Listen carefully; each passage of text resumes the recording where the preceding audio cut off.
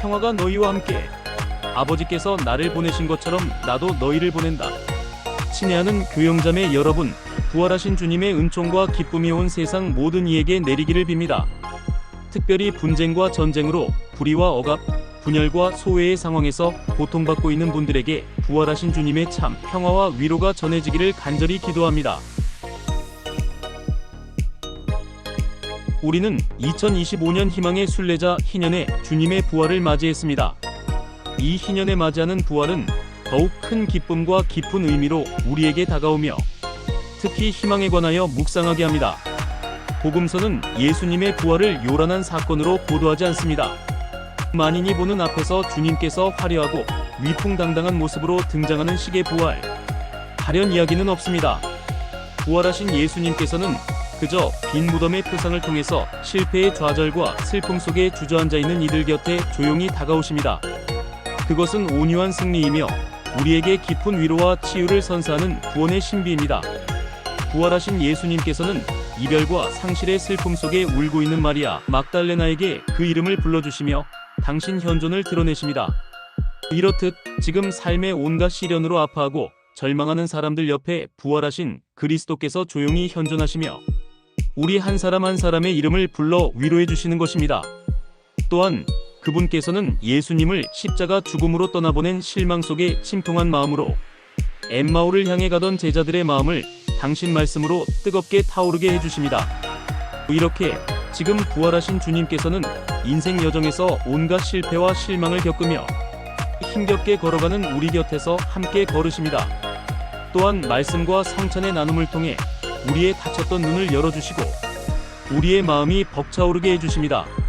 마지막으로 부활하신 그리스도께서는 숨어서 문을 잠그고 무서움에 떨고 있던 제자들에게 다가와 평화의 인사를 전해주십니다. 또 밤새 아무것도 잡지 못한 어부들에게 나타나시어 먹을 것을 준비해 주십니다.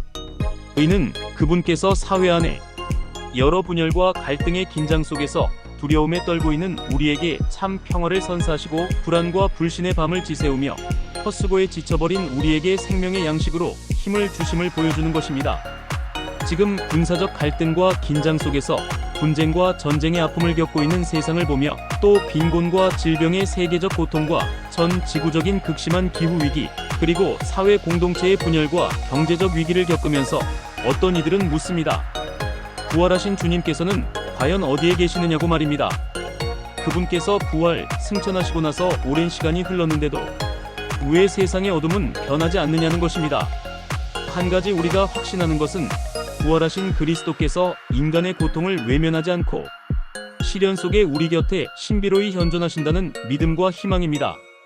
예수님의 부활이 우리의 현실적인 고통을 당장에 없애주거나 마술 같은 모습으로 해결책을 제공해주는 것은 아닙니다. 우리가 예수님 부활의 신비를 지금 온전히 이해할 수는 없지만 부활하신 주님께서는 인류의 고통과 함께 하시며 이 세상을 구원하고 계심을 우리는 믿습니다. 환난은 인내를 자아내고 인내는 수양을, 수양은 희망을 자아냅니다.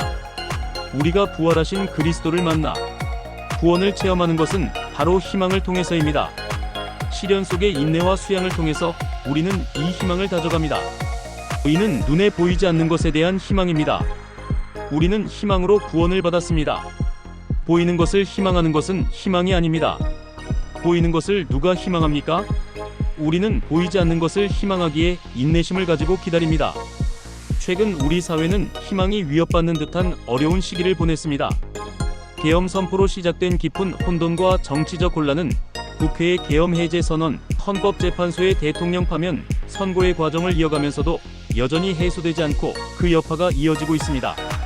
대선을 앞두고도 통합보다는 정파적 갈등과 상호 비난이 계속되며 분열의 고리가 끊이지 않고 있습니다. 이 와중에 우리 국민들은 경제적 어려움과 정치적 미래에 대한 불안감이라는 고통 속에서도 선명한 시민의식으로 연대를 통해 희망을 일궈 나가는 여정에 한 발을 내딛고 있습니다. 지금 우리에게 가장 필요한 것은 이처럼 눈에 보이지는 않지만 이 어둠을 넘어서는 희망과 확신입니다. 탄핵이라는 역사적 사건은 단순히 정치적 변화를 넘어 우리 사회가 진정으로 추구해야 할 가치가 무엇인지 되돌아보게 하는 계기가 되어야 합니다. 우리가 맞닥뜨린 현실의 어려움은 결코 쉽게 사라지지 않을 것입니다. 하지만 우리가 희망을 품고 확신 속에 연대한다면 이 난관 또한 극복할 수 있으리라 믿습니다. 우리는 믿음과 희망의 위대함에 새롭게 눈떠야 합니다. 눈에 보이지 않는 것에 대한 기대와 희망, 도저히 생각할 수 없는 것에 대한 강한 확신, 그래서 현실의 불의와 질곡을 뛰어넘는 위대한 복음의 비전, 곧 하느님의 사랑을 우리는 지금 선포하고자 합니다.